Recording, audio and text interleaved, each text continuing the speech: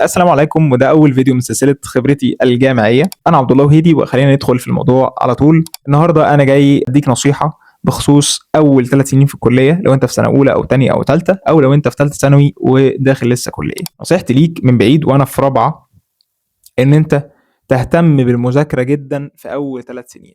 اول 3 سنين انت بتكون لسه عندك طاقه، وبيكون التخرج بعيد لسه، فانت بتكون لسه تركيز دماغك ان انا عاوز اذاكر، عاوز اعرف ايه اللي في الكليه اصلا، عاوز افهم ايه المحتوى، عاوز اعرف ايه الكليه دي. لكن في سنه رابعه وخمسه انت بتكون عرفت الكليه ماشيه ازاي، وعرفت ايه اللي فيها، وعاوز تتخرج. انت في اخر سنين الكليه اللي هم رابعه وخمسه بتكون عاوز تتخرج، ومسيطر عليك جدا هاجس ان انت عاوز تشتغل، عاوز تتدرب، عاوز تاخد كورسات، عاوز تعمل سي في. الهاجس ده ما بيكونش مسيطر عليك قوي في اول 3 سنين، لانك انت بتبقى حاسس ان انت بعيد عن الشغل، بتبقى حاسس ان انت بعيد لسه عن سوق العمل، بتبقى حاسس ان انت لسه متداري في الكليه. اما في اخر سنتين تبقى حاسس ان انت خلاص انا فاضل لي تكه واطلع بره، تكه وما بقاش في الكليه، تكه ويبقى مطلوب مني شغل، تكه وابقى مسؤول، تكه ولازم اكون عندي مهارات ومعايير معينه علشان اعرف اشتغل الشغلانه اللي انا عاوزها. علشان كده اجتهد في اول 3 سنين، حاول تجيب فيهم كمان تقدير كويس. ليه؟ عشان انا لو معايا تقدير كويس في اول 3 سنين، حتى لو جيت اخر سنتين اهتميت شويه بان انا اعمل حاجه تانية، شغل، تدريب، كورسات او كده، فنزلت مثلا في التقدير، فالافريج بتاعي 3 سنين كويسين وسنتين نزلت فيهم، الافريج بتاعي هيبقى في مكان معقول. وكده كده قولا واحدا التقدير مهم في حالات كتير قوي. والتشبع عموما اللي بيعيشوا السوق في كل الكليات، لما تيجي تسافر مثلا او تيجي تروح على منحه او تيجي تشوف عقد عمل بره، هتلاقي ان كده كده هم مقدم 2000 واحد على الايه، على الوظيفه.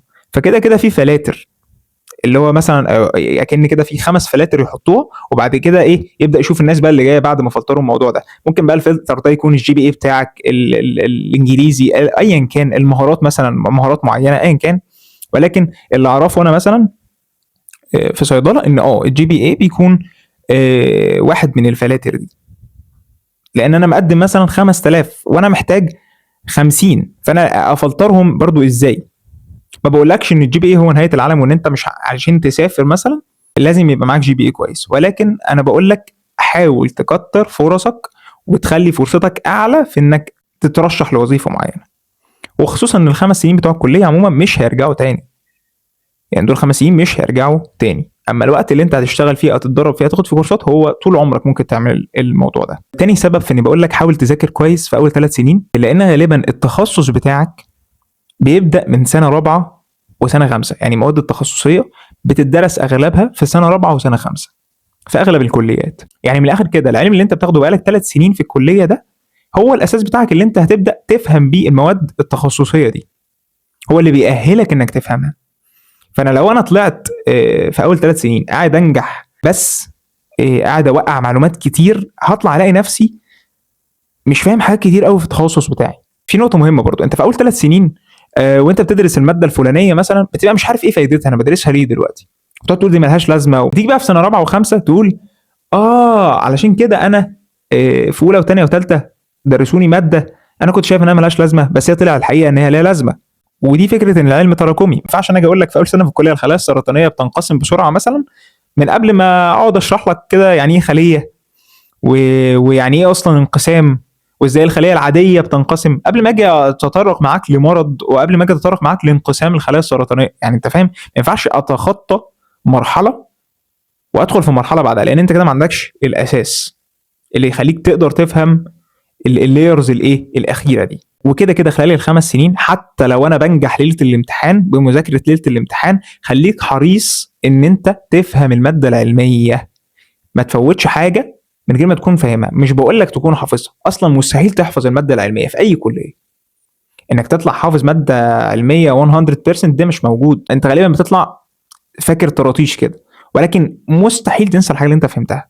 لما اجي اشرحها لك بعد كده في رابعه وخمسه هتبقى فاهمها، لما اجي اشرحها لك بعد 10 سنين هتلاقي ان انت دماغك هنا الميموري بتاعتك اتسيف فيها الموضوع. طيب افرض انا اصلا في حاجات وانا بذاكر ما ببقاش فاهمها، اليوتيوب موجود، هتلاقي فيه 1000 حد بيشرح المعلومه اللي انت محتاج تفهمها دي. الاي ما خلاش تقدر تبعت له البي دي اف يشرحه لك كله، تصور له سلايد معينه يشرحها لك كويس قوي، وبتبسيط جدا. فما اعتقدش ان عمليه انا مش فاهم دي اصبحت هي الازمه. ما انا بفهم كويس في المذاكره ده ممكن ينعكس على فهمي على فكره في الحياه. ما انا قاعد اخد حاجات، ادخل حاجات صعبه الفهم واحاول افهمها وافصصها واحللها، اكيد برضه هبدا اتعامل كده في حياتي، ابدا احلل الامور وافهمها بالراحه، ودايما اكون عاوز اوصل لحل، مش عاوز اسكت وانا مش فاهم، مش عاوز اخد حاجه كده وانا مش فاهمها. وبس. انا عبد الوهيدي، ودي سلسله فيديوهات خبرتي الجامعيه. كمان بنقدم برنامج بسجل اعتراضي، تقدر تشوف بلاي ليست نزل فيها حلقتين، حلقه مفيش راجل بياكل لبانه وحلقه الاتش ار والاتش ار، روح شوفهم هناك. الدنيا لذيذه يعني. البرنامج بنعترض فيه على شويه افكار وعادات وتقاليد موجوده في المجتمع. وكمان انزل اعمل لايك، كومنت، سبسكرايب، وشير الفيديو ده لو عندك حد في الكليه عموما او في الثانويه علشان يستفيد. وبس كده، سلامات. طبعا الفيديو ده مختلف عن كل الفيديوهات لان احنا جبنا مايك زي ما انتم شايفين كده. خلاص بقى مش هنحل الكواليتي خلاص. وبس، سلام.